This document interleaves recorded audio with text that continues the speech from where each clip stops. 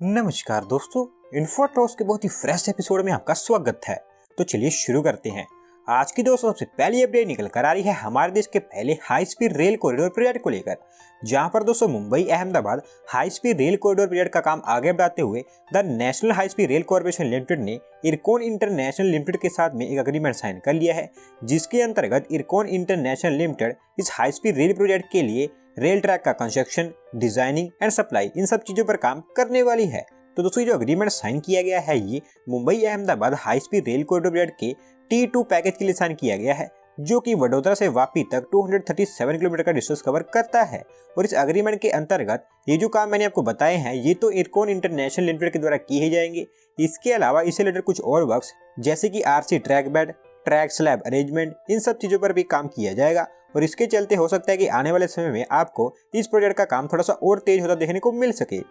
अगली दोस्तों अपडेट निकल कर आ रही है मध्य प्रदेश स्टेट से, जहां पर दोस्तों मध्य प्रदेश स्टेट में जो न्यू स्टार्टअप्स हैं उनकी प्रमोशन एंड ग्रोथ के लिए मध्य प्रदेश गवर्नमेंट के द्वारा डिसाइड किया गया है कि वो उनकी स्टेट में स्पेसिफिकली स्टार्टअप्स के लिए एक न्यू पॉलिसी को अनाउंस करने वाले हैं, जो कि जल्दी ही आपको मध्य प्रदेश स्टेट में लॉन्च होती देखने को मिलेगी। दोस्तों एज सच स्टार्टअप से रिलेटेड जो ज्यादातर न्यूज होती है वो महाराष्ट्र, कर्नाटका इस तरह की स्टेट से देखने को मिलती है, लेकिन प्रेजेंट टाइम में इंडिया में जो स्टार्टअप्स हैं उनका गोल्डन ईरा स्टार्ट हो चुका है। एंड इसी को देखते हुए इस समय ऑलमोस्ट हमारे देश की हर एक स्टेट गवर्नमेंट उनकी स्टेट में जो स्टार्टअप्स हैं उनको प्रमोट करने में लगी हुई है, जिसके अंतर्गत मध्य प्रदेश गवर्नमेंट का नाम सामने निकल कर आ रहा है। एंड इनकी जो न्यू पॉलिसी होगी इसके अंतर्गत मध्य प्रदेश गवर्नमेंट उनकी स्टेट में एक वेंचर कैपिटल फंड को सेटअप करेगी, और फिर जो वेंचर कैपिटल फंड होगा इसके थ्रू जो इनोवेटिव बिजनेस आइडियाज होंगे उनको प्रमोट किया जाएगा। इसके साथ साथ स्टार्टअप्स की फंडिंग के लिए लोन से रिलेटेड भी कुछ थिंग्स अनाउंस की जाएंगी। तो देखते हैं कि जो इनिशिएटिव होगा या फिर पॉलिसी होगी ये किस तरह की होने वाली है।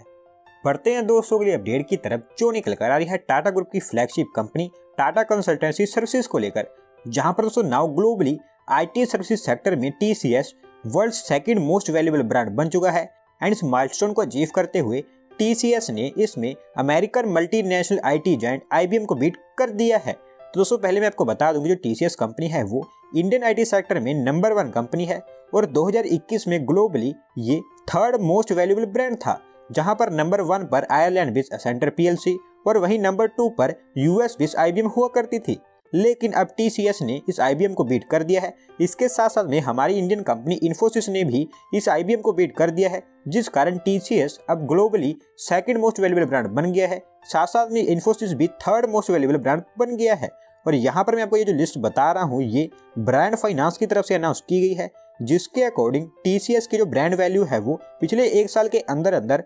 1.844 बिलियन डॉलर रेस कर गई है, जो कि इंक्रीज होकर 16.786 बिलियन डॉलर पर पहुंच गई है, जबकि IBM की ब्रांड वैल्यू डिक्रीज होकर 10.6 बिलियन डॉलर पर पहुंच गई है। तो दोस्तों ये हमारी इंडियन IT इंडस्ट्री के लिए काफी अच्छी अपडेट है, क्योंकि हमारी इंडियन IT कंपनीज जैसे कि TCS, इन्फोसिस ये ग्लोबली जो IT सर्विस सेक्टर है अब उसको लीड करने लग रही हैं।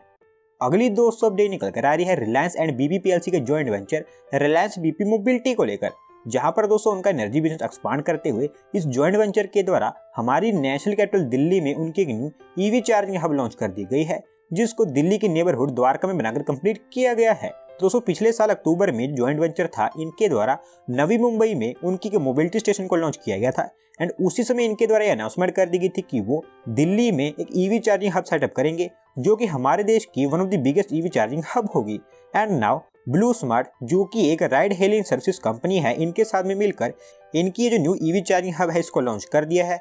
अगली दोस्तों अपडेट निकल कर आ रही है हमारे इंडियन बायलैटरल ट्रेड को लेकर, जहां पर दोस्तों हमारी जो Indian domestic auto components manufacturing industry है उसको सेफगार्ड करते हुए हमारी मिनिस्ट्री ऑफ फाइनेंस के द्वारा कुछ और चाइनीज ऑटोमोबाइल कंपोनेंट्स पर एंटी डंपिंग ड्यूटी इंपोज कर दी गई है, जिसके चलते अब आने वाले समय में चाइना की जो प्रॉब्लम्स है वो और भी ज्यादा इंक्रीज होती चली जा रही है। सो बेसिकली दोस्तों जो एंटी डंपिंग ड्यूटी होती है इसको एक कंट्री उस समय इम्पोज करती है जब वो कंट्री या फिर वहां की गवर्नमेंट देख लेती है कि किसी दूसरी कंट्री से इंपोर्ट किए हुए प्रोडक्ट्स उस देश में लोकली मैन्युफैक्चर्ड प्रोडक्ट्स से भी ज्यादा सस्ते होते हैं, और इन इंपोर्टेड प्रोडक्ट्स के कारण जो लोकल मैन्युफैक्चरिंग इंडस्ट्री है वो खत्म होती जाती है। तो उसी समय जो एंटी डंपिंग ड्यूटी है इसको लगाया जाता है, और नो डाउट चाइना वर्ल्ड में सबसे सस्ता सामान बनाता है। और इस बार एक्सेल्स जो कि ऑटो कंपोनेंट है जिनको ट्रेलर्स के लिए यूज किया जाता है करंटली इनको इंडिया में चाइना से इंपोर्ट किया जा रहा था, जो कि हमारी लोकल मैन्युफैक्चरिंग इंडस्ट्री है उसको डिस्ट्रॉय कर रहा था, क्योंकि दोस्तों जो चाइनीज एक्सेल्स थे वो और भी ज़्यादा सस्ते हो रहे थे। एंड इसी कारण हमारी जो डोमेस्टिक इंडस्ट्री है उसको सेफगार्ड करते हुए हमारी मिनिस्ट्री ऑफ फाइनेंस के द्वारा इन चाइनीज एक्सेल्स पर एंटी डंपिंग ड्यूटी लगा दी गई है, जो कि अगले 5 सालों तक वैलिड रहेगी। और दोस्तों जैसे जैसे हमारे देश में और भी न्यू प्रोडक्ट्स की डोमेस्टिक मैन्युफैक्चरिंग होती चली जाएगी, आपको ये जो एंटी डंपिंग ड्यूटी है ये और भी ज़्यादा चाइनीज प्रोडक्ट्स पर देखने को मिलेगी, क्योंकि आज के समय में सबसे सस्ते चाइनीज प्रोडक्ट्स ही होते हैं और इनको बीट करने के लिए जो एंटी डंपिंग ड्यूटी है वो काफ़ी बेहतर टूल भी है। अगली दोस्तों अपडेट निकल कर आ रही है मुंबई के पब्लिक ट्रांसपोर्टेशन सिस्टम को लेकर, जहां पर Brihan Mumbai electric supply and transport, जिसको BEST भी कहा जाता है, इनके द्वारा कहा गया है कि वो मुंबई के लिए 900 और भी AC बसेस को प्रोक्योर करने वाले हैं, जिनको वेट लीज बेसिस पर प्रोक्योर किया जाएगा। दोस्तों जिनको नहीं पता मैं उनको बता दूं कि जो वेट लीज बेसिस होता है ये एक इस तरह का मॉडल होता है जिसके अंतर्गत व्हीकल्स, ड्राइवर्स एंड मेंटेनेंस, ये सभी चीजें जो ऑपरेटर होता है उनके द्वारा प्रोवाइड करवाई जाती है। एंड पहली बार बेस्ट इस तरह के मॉडल पर मुंबई के लिए 900 AC बसेस को प्रोक्योर करेंगी, जो कि सभी की सभी डबल डेकर AC बसेस होंगी। एंड साथ साथ में ये सभी बसेस इलेक्ट्रिक बसेस भी होंगी। और एक बार जब ये कॉन्ट्रैक्ट साइन हो जाता है तो उसके अगले 12 महीने के अंदर अंदर इस कॉन्ट्रैक्ट का जो 25% पार्ट है वो कंप्लीट कर दिया जाएगा, और वहीं जो रिमेनिंग पार्ट है वो उसके नेक्स्ट 18 मंथ्स के अंदर अंदर कंप्लीट किया जाएगा। एंड अब इसके चलते होगा ये कि बेस्ट की जो डबल डेकर बसेस हैं वो सिग्निफिकेंटली इंक्रीज हो जाएंगी, क्योंकि करंटली BEST के पास में ओनली 45 डबल डेकर बसेस ही बची हैं।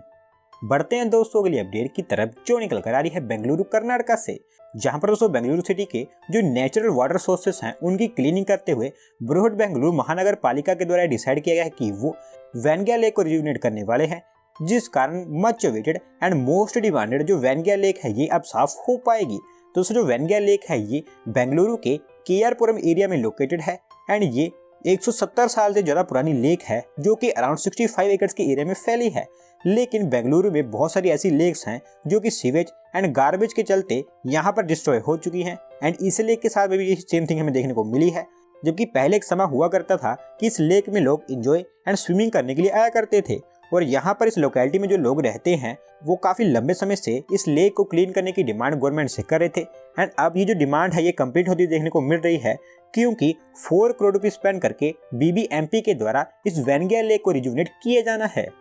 आज की दोस्तों लास्ट अपडेट निकल कर आ रही है Hyderabad based glass manufacturing company AJ glass pack को लेकर, जहां पर दोस्तों हमारे देश में उनकी जो ग्लास मैन्युफैक्चरिंग कैपेसिटी है उसको और भी इंक्रीज करते हुए इस कंपनी के द्वारा उनका एक new speciality glass manufacturing unit launch कर दी गई है, जो कि तेलंगाना के नलगोंडा डिस्ट्रिक्ट के भोंगीर में बनकर तैयार हुई है। तो दोस्तों जो प्लांट है इसको सेटअप करने के लिए इस कंपनी के द्वारा 400 करोड़ रुपये की इन्वेस्टमेंट की गई है। एंड अब इस प्लांट में nail polish bottles, foundation jars, perfume bottles, water bottles, food and beverages, premium spirit bottles, injectables, wine bottles, इस तरह की थिंग्स जो कि सभी के सभी ग्लास से रिलेटेड हैं, इनकी मैन्युफैक्चरिंग की जाएगी। और इनकी जो न्यू फैसिलिटी है इसकी ओवरऑल कैपेसिटी डेली 154 टन्स की है। एंड अब इस न्यू प्लांट के थ्रू इस कंपनी का प्लान है कि वो इंडियन स्पेशलिटी ग्लास मार्केट में अराउंड 10 to 15% का जो मार्केट शेयर है उसको कैप्चर करेंगे। तो दोस्तों बस आज की वीडियो में बस इतना ही। अगर आप अपनी तरफ से ये अपडेट सबमिट करना चाहते हैं तो डिस्क्रिप्शन में दी गई लिंक पर क्लिक करके सबमिट कर सकते हैं। और अगर आज की वीडियो पसंद आई हो तो वीडियो को लाइक करें, चैनल को सब्सक्राइब करें। धन्यवाद आपका वीडियो को देखने के लिए।